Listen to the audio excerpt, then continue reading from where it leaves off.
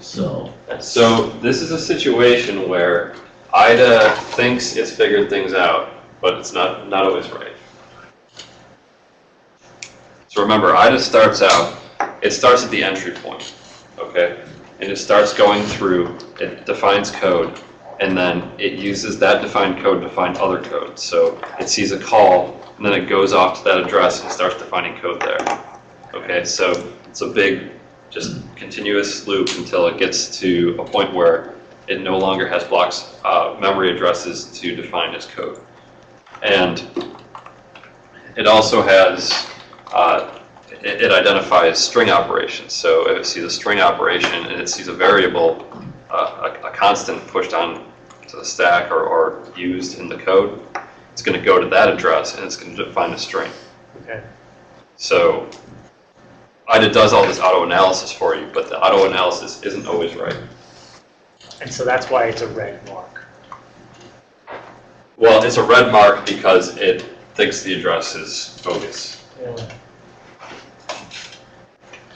So if you've come across a call to a far pointer, and then you see an address in red, IDA says, I don't like this address, so I'm going to color it, make it stand out, and let you know that there's something weird here.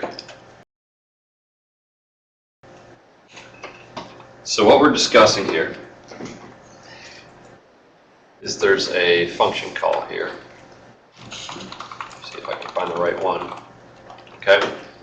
From the main, the first non-library call, so we've got this memset here. Okay.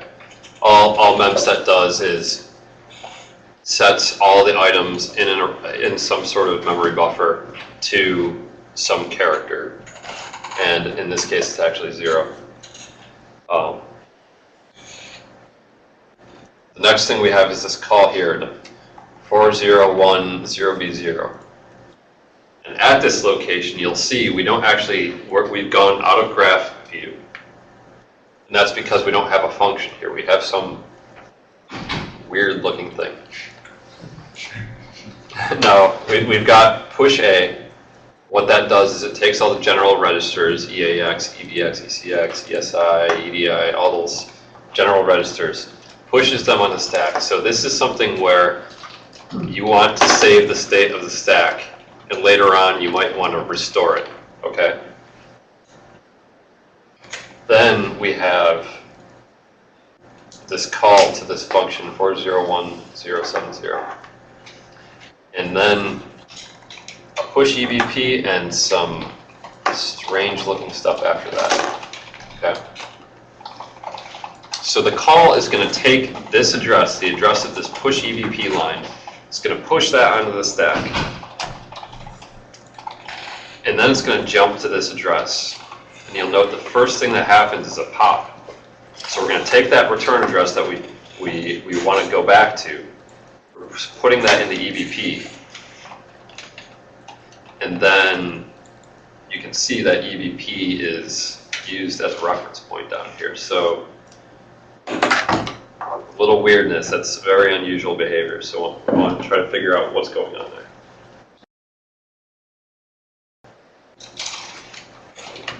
What should I make of this test EAX thing? My gut says that this is always true, right?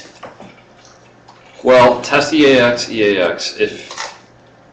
so that's an AND, okay?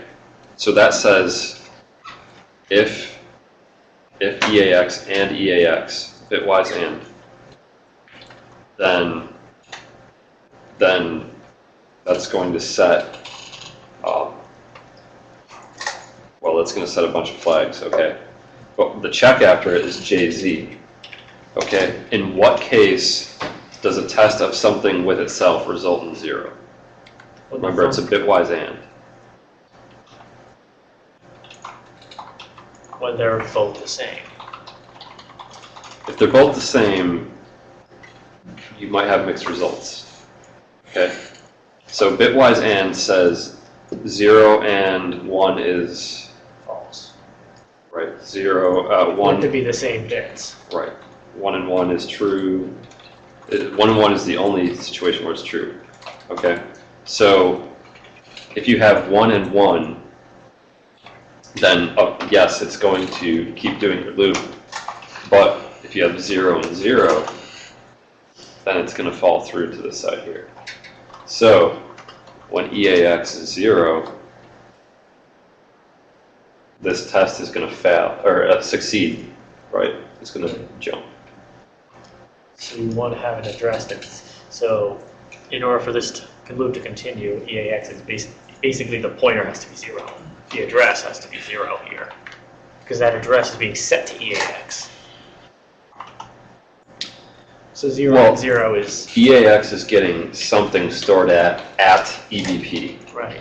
Okay, whatever that pointer is, which we know is that place you just came from. Right.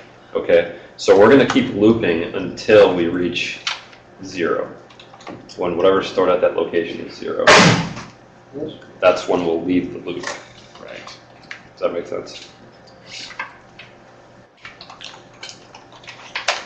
How does IDA figure out a lot of these variable names? Is there debugging information included? Okay, so the import names.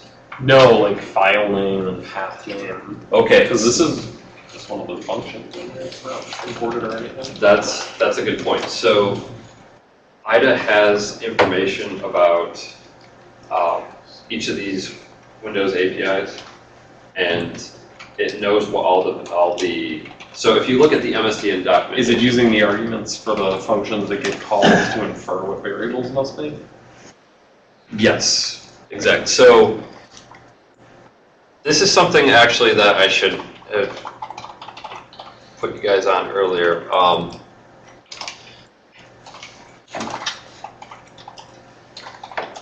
MSDN is a very handy tool, and I'm just going to, I believe it's msdn.microsoft.com, msdn.microsoft.com. If I go to the library, so from the main MSDN site, I have this ability to search all the different API functions, okay? And let's just say I want to know what arguments create file takes. Okay. Found create file function. This is the function prototype for create file. Okay. If you notice, you'll actually recognize some names here. So IDA actually has this information. It knows that if it sees a call to create file, then it will put comments into the disassembly with these names: LD file name, DW desired access. So IDA's doing that work for you. Now, you may want to use MSDN because you found a function that's dynamically loaded, and IDA wasn't able to actually provide you with that information about the arguments. So, by now I hope that some of you have found that the API resolution method that I showed you before, using the hash calculating, getting the headers, and doing the rotate 13 to calculate a hash is used, and eventually you're going to get some sort of dynamically loaded functions out of there. And that's where MSDN is going to come in handy. You're going to figure out what those functions are, and the debugger is going to help you there. And once you figure out what those are, you can use MSDN to figure out what are the arguments to that function. How can they help?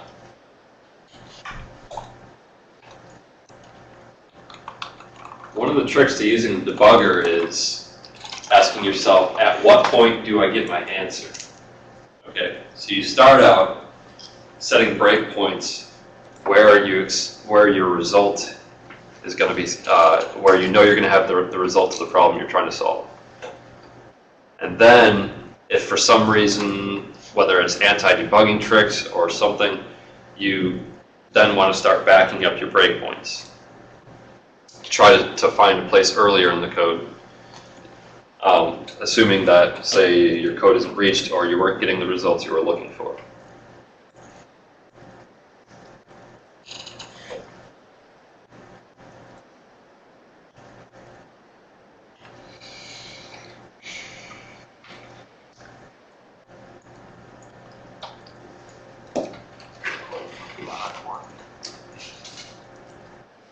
So who over here can tell me what this function call is here, this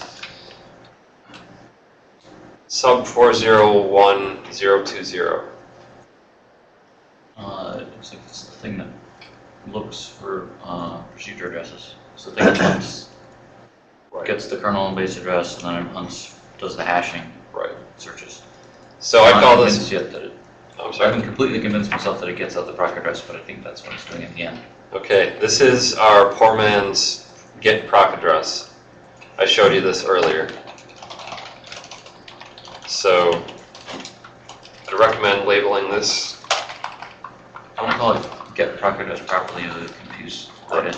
It'll start putting in start naming things, arguments.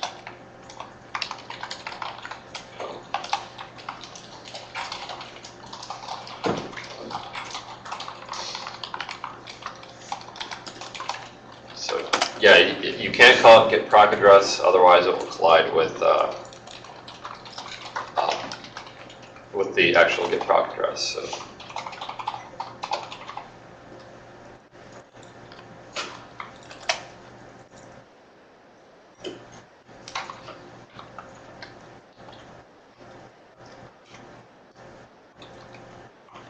So the reason I was looking at that function to begin with was I showed you earlier from the main, I got to this location. It had this call, the strange pop at the beginning of the function, which takes the return address off the stack. And then there was this call here, and I wanted to figure out what is that. And from what we saw earlier, this is this get proc address routine. Josh brought up a good point. You'll see we access argc and argb at the beginning of the main. So argc, argv. Argc is the argument count, and argv is the array of arguments. So we have this compare here. We check to see if we've got two arguments. And if we have greater than two arguments, then we come down to the left here, and we just leave the application. Greater than or equal, we go. Sorry, yeah. If we have less than two, right? So jump greater than equal will come to the right side here.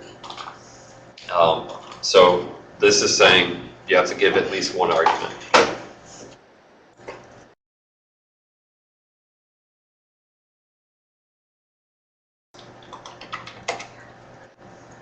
Okay, so when this is a dropper, right? So when you executed the thing with an argument, you've got, these are not the bytes we're looking for, okay?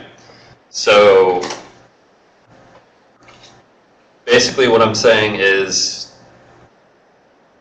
this thing's a dropper, you dropped the wrong file, okay? So somehow we want to get some different output from this dropper, okay?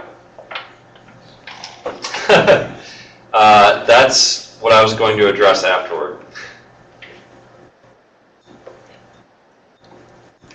So with this loop, where it's doing a test EAX, you have to put 0 into the, you have to test 0 and 0 basically to set the 0 flag, right? That's correct.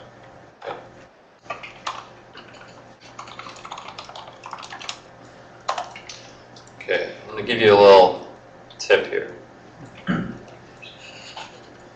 Well, first of all, when I started looking at this thing, I knew this thing wrote a file, okay? So early on, Willie pointed out, I want to know where's create file. That's a really good starting point. So Where does it get its string? what's that? Where does it get its string? Right, so where does, well, right, that's that's interesting, but I'm more concerned about where write file gets its string, right? Okay, so I'm gonna go ahead and check into my imports. Okay, we've got this create file, but also I've got this write file in here. Okay, so if I double click it and I click on this blue write file here, click X, I can go to the place where write file is called. Okay, and I see a bunch of calls. I'm getting a temporary path. I'm getting a temporary name, and then I'm creating the file, writing it, closing it, and then I'm executing something.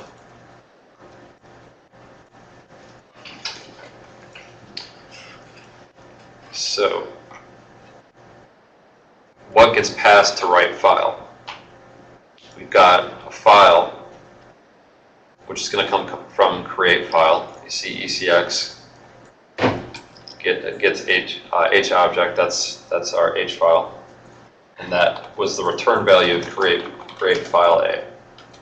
So just by tracing back ECX, the H file, that's coming from H object. H object comes from EAX, and EAX is the return value of create file. Now buffer is going to be more interesting to me. That's going to be what's actually written. What is the file that gets done out there? So where does that come from? I've got this LP buffer. You'll see here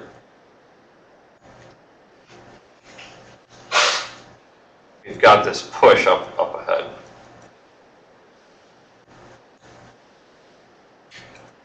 Push EAX. And that comes from what's supposedly called path name.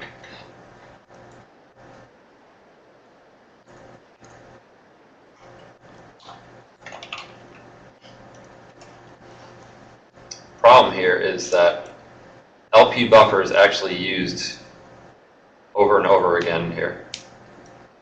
So this LP buffer isn't actually the LP buffer we're looking for. Okay, that's just a comment. It's because get temp path A actually uses the same argument name as write file.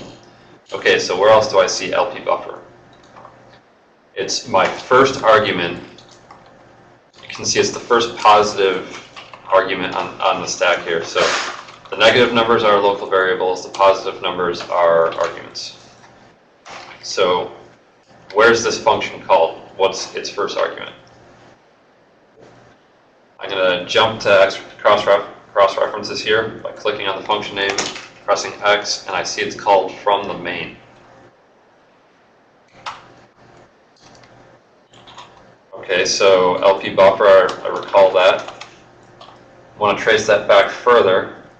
That comes from EAX. EAX is the return value of this function call right here. So if I go into that function call, I see, start out looking at all the different calls, and there are a bunch of calls to constants or variables of some sort. So that's identified by this D word here.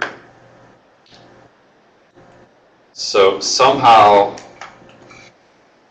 we've got all these function calls, and in the end I'm going to get a buffer, which is the file that I'm going to write out. So how do I figure out what this is? Well, how is this assigned? By default, it's 0. Okay. If I hover over any D word, any unknown, or any name of a variable, any variable name for that matter, that's not a local variable, I'm going to see what's located at that address. In this case, I see DD0, so it's just a null null 4 bytes there. 4 zeros. So I'm going to hit X to see the cross references to this thing, and it's used twice. It's used here in this current call that I'm looking at. That's this guy here. And then it's also used with this pop instruction. And a pop instruction is going to put something into an address or into a register. So this is what I want to figure out what it is. Okay, this is going to be where my function pointers are stored.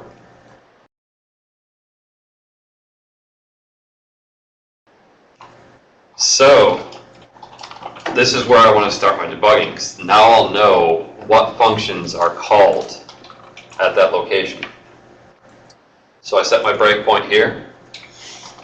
In fact, you know what? I'll set it after those instructions, because otherwise I'm going to have to step through each one of these, and I'll save myself a little bit of time here. So hit F2 on this pop A instruction. I've got my breakpoint. I'm going to hit F9, say yes, and nothing happened. So as we saw before, we actually need an argument. And if you're in VMware here, and you've got this bar in the way and you can't see the debugger menu, you can click this pin here, and it's going to unpin. You're going to get a tooltip for a moment, and then it's going to disappear. You'll see debugger here.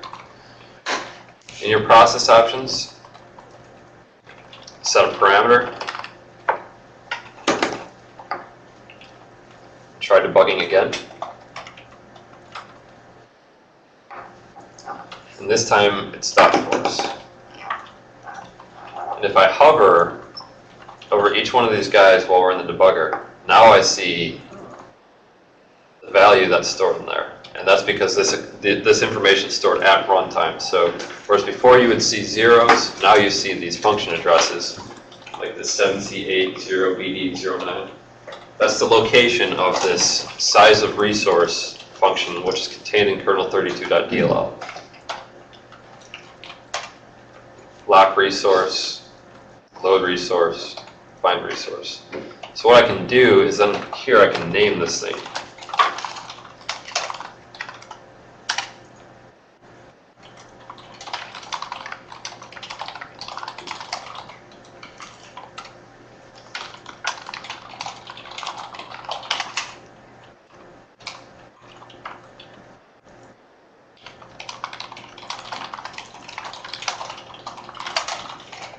Okay.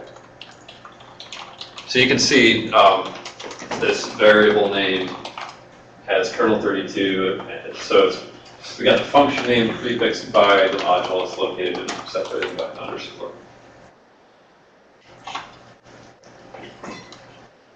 So I'm going to stop debugging. And I'm going to hit escape to go back to where this call was. And now I can see the flow of the program and how it's actually using these functions. So I see find resource A is called, and kindly IDA actually gives me the information what the arguments are to this. Then I see load resource, size of resource, and lock resource. And you'll note after lock resource is called,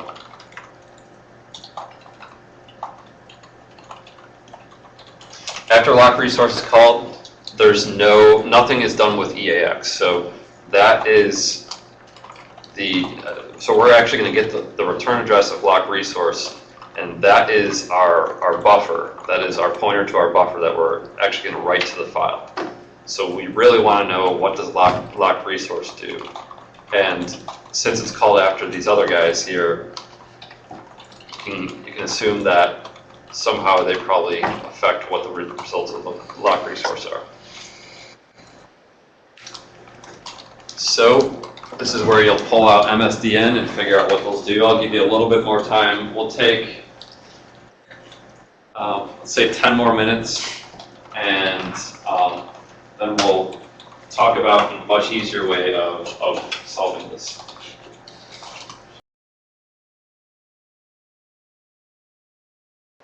So there's information missing from IDA, and this is because of the way we decided to load this thing. Okay. And what are we missing? Resources. Okay. So we're missing the resource section. So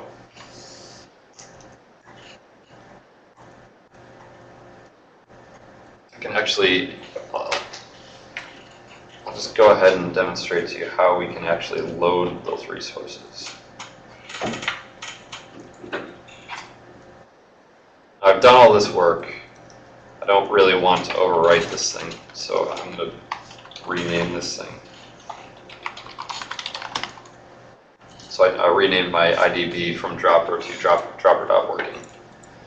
And I'm going to reopen my dropper application here.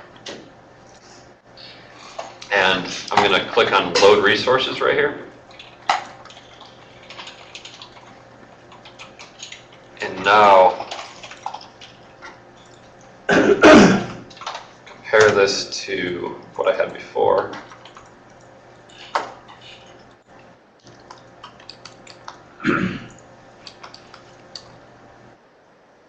See how I've got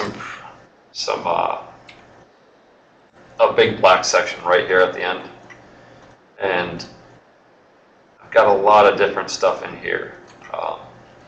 So if you look closely,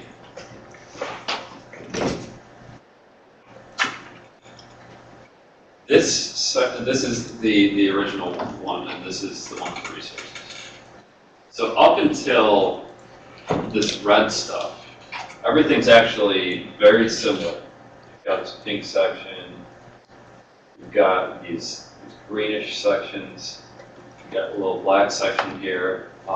The difference is that this is squashed down when we have the resources available. So what we're saying here is, okay, we've got the resources at the end here, this red and blue stuff. And that's interesting because that's saying in the resources, there's something that IDA thinks is code, okay? There's actually some blue stuff in there, and that's what IDA's analyzed and decided is code. So that's really interesting. Now, deciding whether or not you want to load the resources is kind of up to you. You'll kind of get a feel as you go along when you want to do it and when you don't. Typically, there are other tools that are better for looking at the resources, because IDA is just going to show you, you'll see, it's just going to show you a string of bytes, or it's going to define code, but you have no concept of Parse resource table. Right, of the resource table itself. So you could actually have IDA organize things, organize the resource structures, but you know that's an effort that is kind of painstaking. I mean, you could actually write a script in IDA, and IDA provides this IDC. It's a C-like language that allows you to manipulate the database, and I'd be happy to answer questions about how to use that offline. We won't discuss that today, but you could actually write a script that whenever you have a resource section and you load it, IDA goes ahead, runs a script, and parses this whole thing. So that's a possibility. But I showed you CFF Explorer earlier.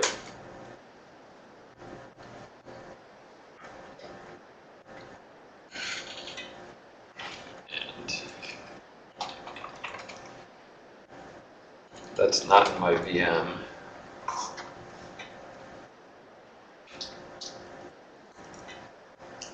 Actually, still have it running.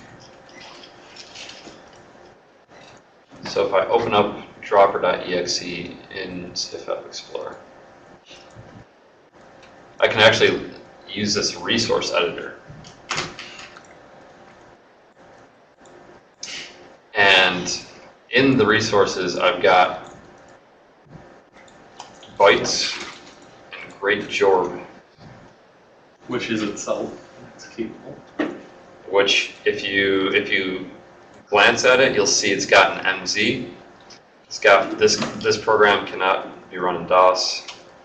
Okay, we've got section header names. These are very common. .text, .rdata, .data, .rsrc. So it has its own resources.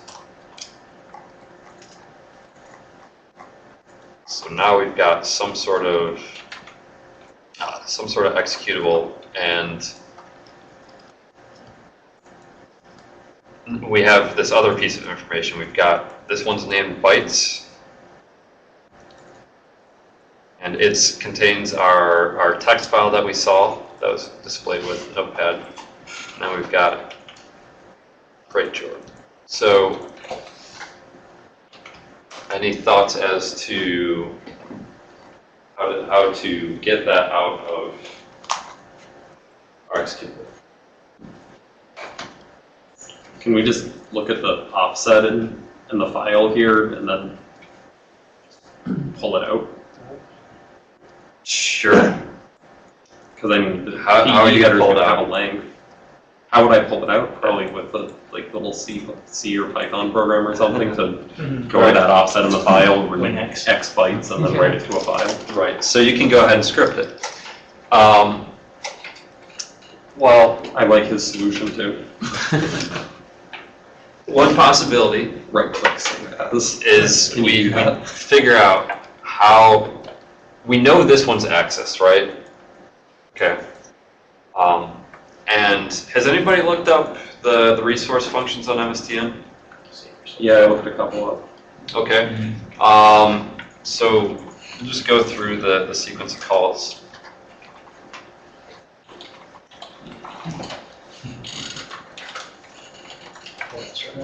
Okay. I'm gonna jump to where this is called.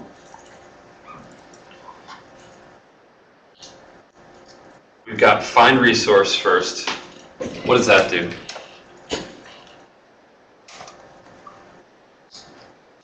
Find resource. Find where this little binary lives in memory.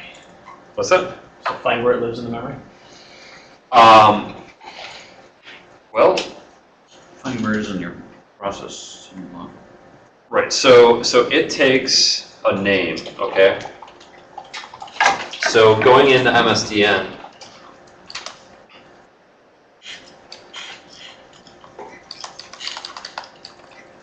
I want to figure out what is that name. So one thing I want to point out is I'm not going to actually search for find resource. What was it? Find resource A. Okay, I'm not going to This is the search. ASCII version. I'm not going to search. Right, exactly. I'm not going to search for find resource A. When you see that A at the end, or if you see a W at the end, that indicates a specific version of the function. So when you write your code, you're just going to call find resource. Okay, but in the background, your compiler says, are you using ASCII or are you using Unicode? Okay, so if you're using Unicode, then you're going to see find resource W, and if you're using ASCII, it's going to be find resource A. So I trim off that A, search for find resource, and I see the name of the resource. The name of the resource. So this is the name of the resource right here, bytes. Okay, so I'm finding that. So where did I get the name from? So I'm going to trace back here.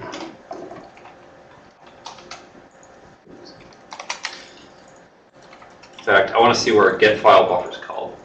Okay. Find resource. So it actually gets binary. So binary is the, what is that third argument? That is the type. So type of resource, and the argument, arg0, is actually going to be our name. So I want to see where this is called. It's called twice, so I'll just choose one of them. And you can see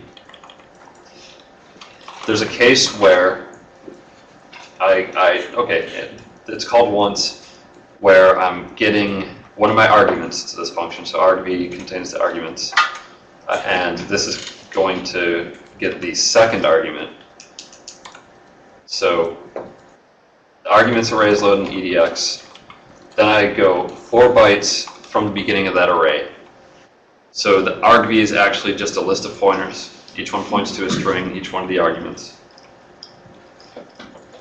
And so that's telling me I want to get the second argument. So 4 bytes in is going to be the second argument.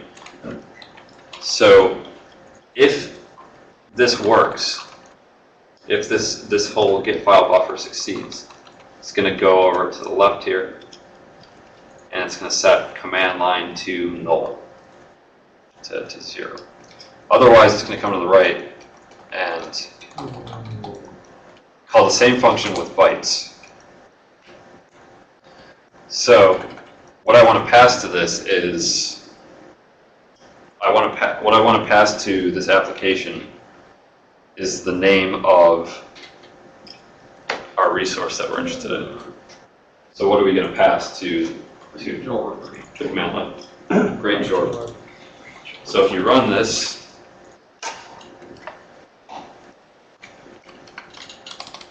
great Jordan, and we have an application. So something has run, it's printed some messages to the screen, it's got a blinking cursor, get some input. Don't know what happened. It just doesn't show the command prompt after it terminates, but not very cleanly. Right. So you're saying you don't think that DD is the best way to get that file out of the... DD would work, absolutely. Now you're not always going to, it's not always going to be that straightforward. Yeah, it could be But obfuscated yes. in a wide variety of ways. So one thing I want to point out is that this is written to the temp directory, or you can see that there are things being accessed from the temp directory. All right. You can access this by opening up a file browser, %temp %. It's a really handy shortcut.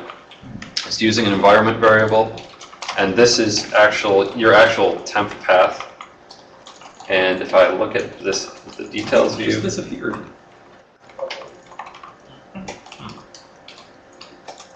sorted by date modified, you'll see at the end here I've got 3 different files, re_7.temp. If you analyze this a little further, you would have seen that re_ is actually a prefix that I used when calling the temporary file name function. And if I just take a look at one of these in Notepad, the first one is, these are not the bytes you're looking for. So these are actually going to be, these other items here, those are going to be our drop text queues. But because we ran it twice, we have 2 different files. So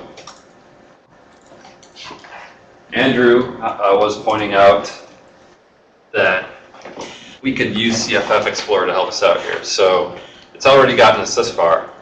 One of the handy things about CFF Explorer is you can actually choose a resource, right-click it, and save it.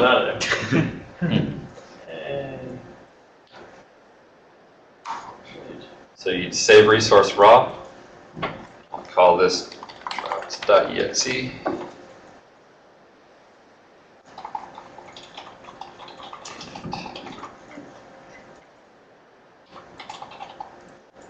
I should remember where I saved it.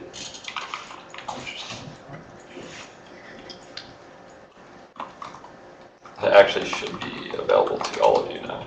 It's in the share.